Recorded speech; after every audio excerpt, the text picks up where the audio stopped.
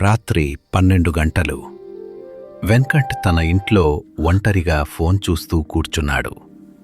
బయట తలుపు దగ్గర టక్ టక్ అని శబ్దం వచ్చింది. వెంకట్ తలుపు తెరిచాడు. బయట ఎవరూ లేరు. కాని నేలపై రక్తపు అడుగుల ముద్రలు కనిపించాయి. ఆ అడుగులు నెమ్మదిగా ఇంట్లోకి వస్తున్నాయి. వెంకట్ భయంతో వెనక్కి తిరిగాడు. అప్పుడే అతని ముందు చనిపోయినట్టున్న ఒక జాంబీ నిలబడుంది. దాని కళ్ళు తెల్లగా, నోటి దగ్గర రక్తం కారుతోంది. ఆ జాంబీ మెల్లగా అన్నది, "నన్ను గుర్తుపట్టలేదా వెంకట్?